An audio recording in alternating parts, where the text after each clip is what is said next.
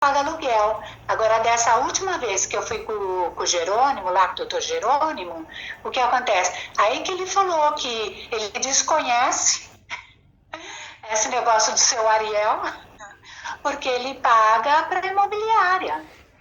Talvez isso seja uma alegação leviana, né? Não pague para ninguém.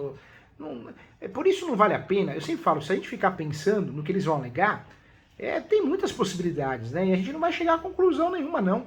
Vale a pena a gente tirar o quê? A carta da manga que seja menos cara, menos onerosa para você e que resolva. Sim. Nesse momento, a ação de arbitramento de aluguel é uma ação que eu estou procurando o Poder Judiciário, eu estou provando através do inventário que eu tenho os direitos de posse, né, registro que seu pai não tinha, e aí eu posso fazer o quê? Uma ação de arbitramento de aluguel, onde o espólio vai aparecer no polo ativo representada pela inventariante, que é você. E aí a sua chance de ganhar essa ação já é uma chance maior, uma chance grande. O Poder Judiciário vai fazer o quê? Vai condenar ele a pagar aluguel compulsoriamente. Essa ação, o ideal é juntar o quê? Juntar pelo menos uma ou duas declarações do valor do aluguel, quanto vale o aluguel lá. Pode ser avaliações feitas por corretores, pode ser avaliações feitas por engenheiro civil, faz isso também, arquiteto, mas tem que juntar pelo menos uma ou duas, né? O judiciário normalmente, nessa ação, como é objeto da ação, por isso eu falo para os meus alunos, professor Júlio, eu pedi arbitramento de aluguel dentro de uma ação, não deu certo. Porque você pediu como tutela antecipada, você pediu como uma liminar. No seu caso, você não vai pedir como uma liminar, você vai fazer a ação de arbitramento de aluguel, é o objeto da própria ação. Você pode até pedir a tutela antecipada dentro dessa ação, que é a liminar, mas a ação é arbitramento de aluguel, o próprio objeto, né? É diferente, é mais difícil você conseguir uma decisão negativa nesse sentido, entendeu? Eu tenho que pedir o quê, então? Você tem que fazer uma ação chamada ação de arbitramento de aluguel e dentro dessa ação você vai trabalhar com a tese da tutela antecipada. A ideia é que o espólio, você, representante do espólio, fundamente, né, peça ao Poder Judiciário e o Poder Judiciário condenando, ele vai pagar aluguel para você, valor de mercado mesmo, valor de mercado. Isso normalmente gera o quê? Um acordo. Ele vai ligar, o advogado, olha, não cobra nada de aluguel e eu fico 6 meses, 3 meses, 1 mês, aí você pode aceitar ou não. Já vi acontecer muito o abandono. A pessoa abandonar mesmo o imóvel. Então pode ser também que aconteça isso. É uma saída inteligente. Dependendo do que ele alegar na defesa, se ele provar que paga para uma imobiliária, aí dá para fazer uma ação de perdas e danos contra a imobiliária, que seriam os danos materiais e morais, né? Mas aí eu faria, uma estratégia correta é segurar essa segunda ação para uma outra situação, dependendo do que ele alegar e provar na defesa, entendeu? Tá. Como ele está agindo com má fé, eu assim também preciso respaldar o que ele pode estar fazendo, né? Será que não tem outras pessoas? A gente não sabe, né? Esses documentos que eu tenho, doutor, no caso, já comprovam que esse imóvel é do meu pai. E tem outra também, um detalhe importante. Se a pessoa está mal intencionada, o que ele pode fazer? Ele pode vender a posse para alguém. Pega uma pessoa que aceite comprar dessa forma, ele vende a cessão de direitos possessórios. Aí a sua dor de cabeça vai ser maior ainda, né? Porque você não está brigando mais com o inquilino do teu pai, né? Você vai estar brigando diretamente com o invasor. Aí a pessoa pode fazer embargo de terceiro, pode enroscar mais, pode ganhar mais tempo. Você pode ter mais dificuldade. Então a perda do imóvel... Você só perde esse imóvel se ele fizer uso capião e ganhar. Um exemplo, você fica inerte, né? Eu vou acompanhar, deixa eu ver o que ele vai fazer. Vai passando o tempo. A vida passa rápido, né? Você vê, hoje é quinta-feira, parece que tá louco, domingo foi outro dia, é assustador isso, eu fico preocupado. É o meu caso, né? Porque ele tá lá há muito tempo sem pagar aluguel, né? Ele tá muito tempo sem pagar aluguel. Se cair a ficha dele, ou já caiu, ele vai fazer uso capião. Ele fazendo uso capião... Eu acho que ele vai fazer. Hoje existe a possibilidade do uso capião extrajudicial, aquele uso capião feito no cartório. Poxa, ele consegue transferir para ele. Você vai ser citada em relação ao uso capião, notificada, né? Você vai contestar, você vai se habilitar. Claro que você vai dificultar. Mas depois que ele fez o uso capião, não é uma ação litigiosa, é uma ação declaratória. Ele não precisa, uma defesa não vai fazer ninguém perder o uso capião. Uma defesa, uma habilitação. O que faz perder o uso capião é a gente não ter prova. A falta dos pressupostos, posse, mas pacífica, Então, se não fizer uma defesa coerente, ou uma habilitação coerente, provando que ele está mentindo em relação aos pressupostos, ele vai ganhar a ação. E aí você vai perder o imóvel, né? Que é seu por direito de herança. Então, a única forma de você evitar isso hoje é você não ficar omissa e pensar numa ação que chama arbitramento de aluguel, utilizando o espólio, porque você foi muito inteligente, você fez o inventário, né? Apesar do imóvel ser irregular, mas você fez o que tinha que fazer. Você tinha que ter prova de alguma coisa, né? Então, essa é a ideia. Porque eu fui até o cartório de imóveis, né? E eu não achei porque eu tenho o contrato, né? Como é que chama? A certidão que a gente tem a pede. certidão de propriedade atualizada, né? Isso. Porque eu sempre vou atualizando ela, mas... Não, você fez bem. Eu tô vendo aqui, ó, o cartório, inclusive, foi rápido, né? Prestou o serviço rápido. Ou seja, tem tudo para dar certo essa ação de arbitramento de aluguel. Você foi inteligente. Você fez o que tinha que fazer. Então, mas ele mora lá desde 2006, né? Quer dizer, que é o contrato, né? O que pode acontecer, e aí eu trabalho com todas as possibilidades, né? Eu acho que essa é a intenção numa mentoria, te proteger, você tem que saber o que vai acontecer. O que pode acontecer, que eu já vi, o juiz ou a juíza, eu estou olhando os documentos aqui, por isso eu estou olhando pro celular, viu? Não, pode ir, porque assim a gente vai... eu vou olhando e vou falando com você. Eu também vou aqui e estou escrevendo, tá? O que pode acontecer, que eu já vi acontecer, é o juiz ou a juíza, querendo aplicar uma jurisdição defensiva, se livrar do processo. Então, o que esse juiz ou essa juíza faria, né? Alegaria que ocorreu a prescrição, que você está correndo atrás disso, mas esse direito não existe mais, uma vez que você demorou 10 anos para correr atrás do seu direito. Um exemplo. Essa tese não é majoritária. E graças a Deus, né, o judiciário vem reformando. Eu tive um caso aqui de uma ação contra um centro espírita. O que aconteceu? Há 15 anos atrás, o proprietário, ele falou, olha, essa área aqui é minha, é muito grande, esse pedaço no fundo vocês podem usar, depois vocês devolvem. Foi passando o tempo, não devolveram. Depois que ele fez algumas reformas no imóvel, alugou, ele viu que aquele pedacinho, que era um pedação, atrapalhava ele na locação, porque ali dava para guardar um carro, ele perdia um valor alto de valor de mercado. Então ele chegou no centro espírita, bateu palma, falou com o representante, já um outro, o primeiro tinha morrido, falecido. Ele falou, olha, eu emprestei com muito carinho, né? Eu não sou espírita, mas a intenção é ajudar, mas tá bom, acho que eu já ajudei bastante. Agora vocês, por favor, né, educadamente devolvam o que é meu, né? Todo respeito. Falaram para ele, não tem nada seu, não. Que seu?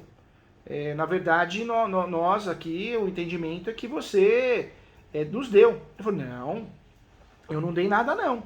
Eu não dei nada. Na verdade, eu emprestei. Foi de boca, foi com muito carinho, muito respeito, mas eu quero de volta. Aí começou aquela briga.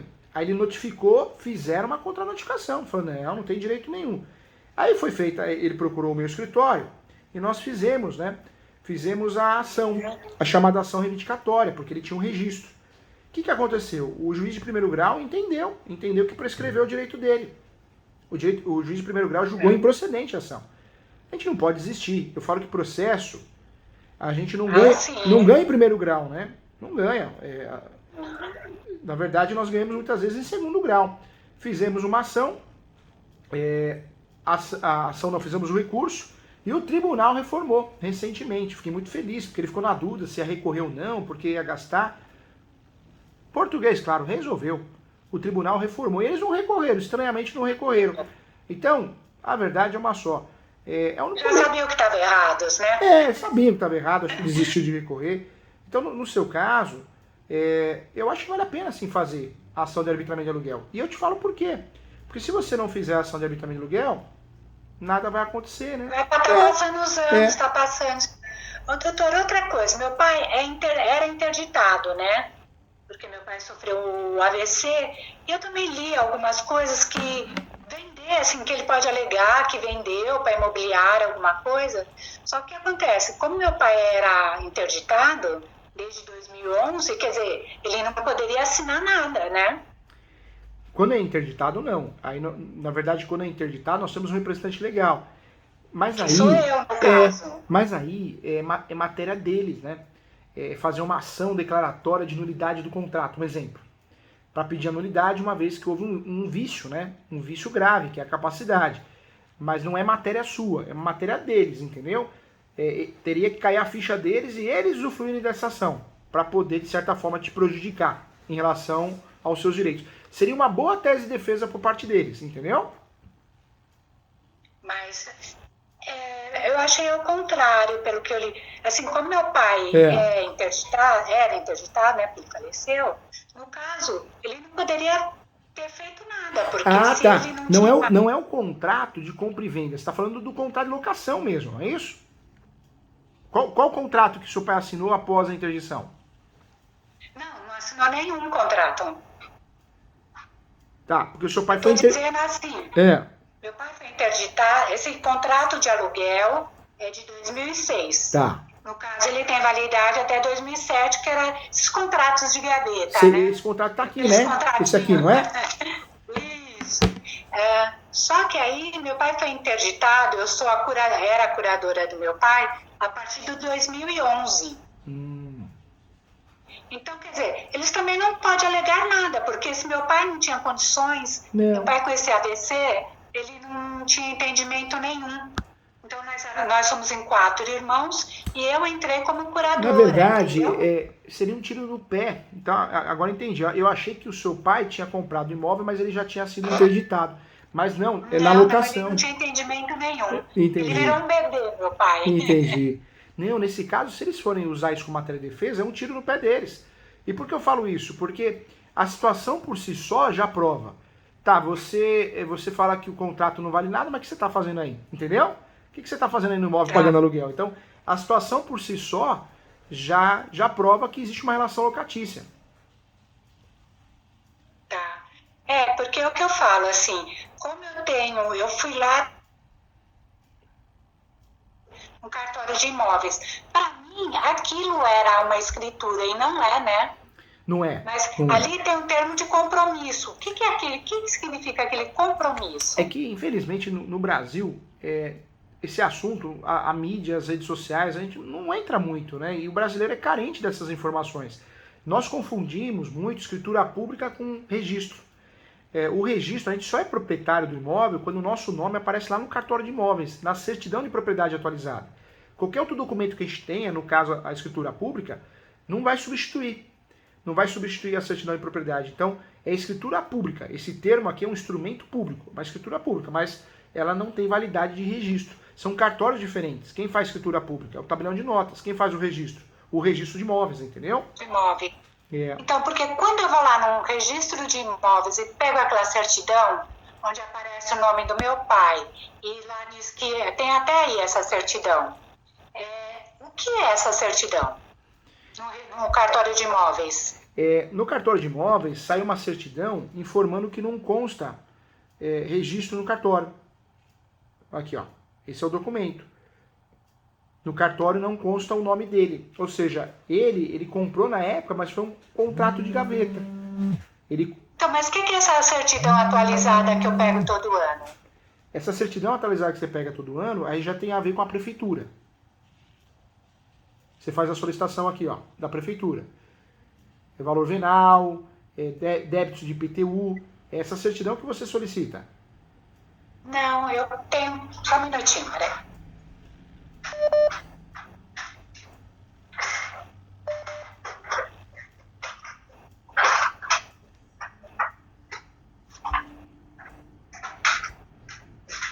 Essa certidão que é uma verde, que tem umas folhas aqui. Eu já tenho tanto papel, os papéis são tudo amarelo, de tão velho. Fica amarelo, né? Fica amarelo. Olha só. E você sabe que você conseguindo recuperar esse imóvel, se Deus quiser, um exemplo, você fazendo a ação de arbitramento de aluguel, vamos dizer que ele saia, né?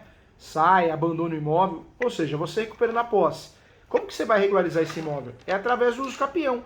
Então, todos esses documentos que você tem antigos, né, que eram os documentos do seu pai, são os documentos que vão fazer você, de fato, regularizar esse imóvel, entendeu?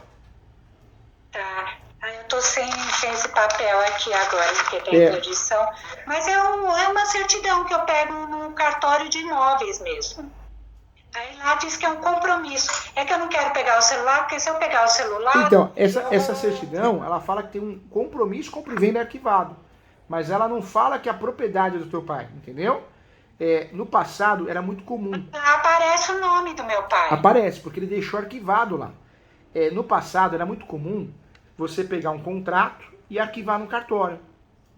Hoje os cartórios, de forma mais experiente, vamos dizer assim, eles negam muitas vezes alguns arquivos. Nem sempre eles arquivam tudo sobre o imóvel, porque gera confusão. E isso foi usado na época como fraude, né?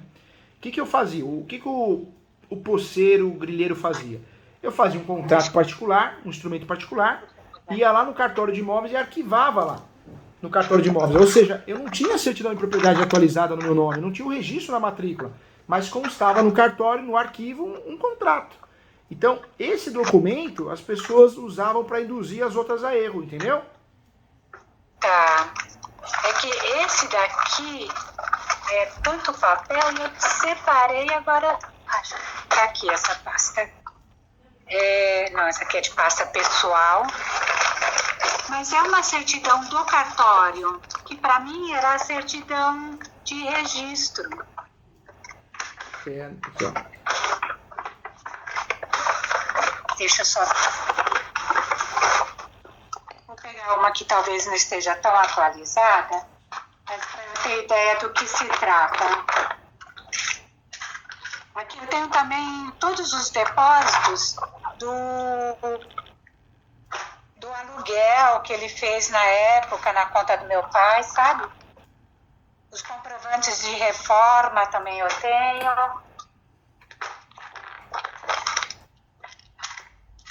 Eu acho que eu vou ter que abrir, mas acho que eu mandei também aí. Tá aqui, acho que tá aqui, ó. Que essa é compromissada, é o compromisso. Na verdade, é uma certidão que consta no cartório um compromisso. Mas o seu pai não efetivou o registro. O cartório não efetivou o registro. Essa certidão aqui.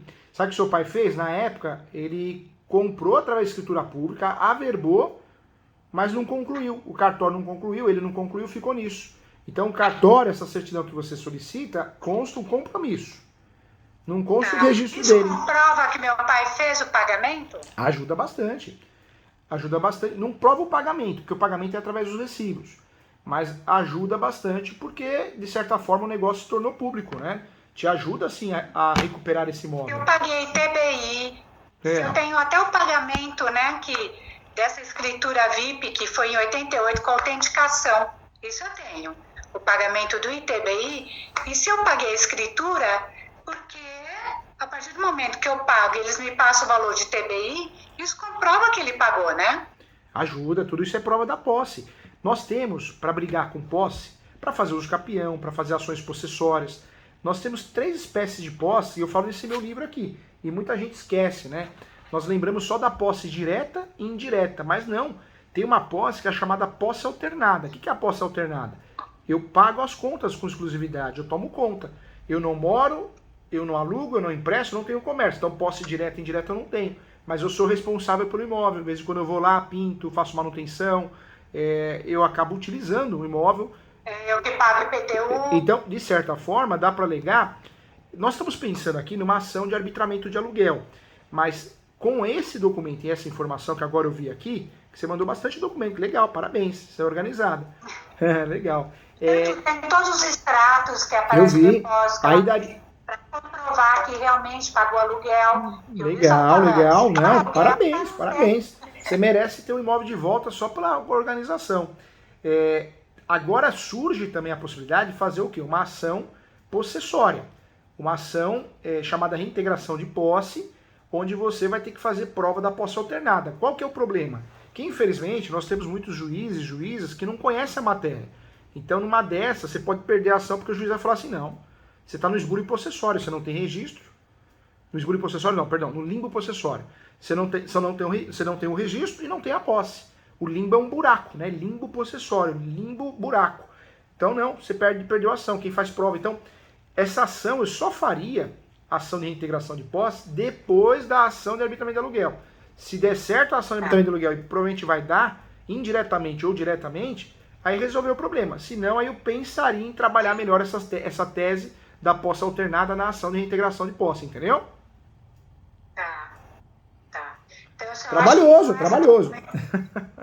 Com essa documentação toda que eu tenho aqui, com os depósitos na conta, né, que comprova que realmente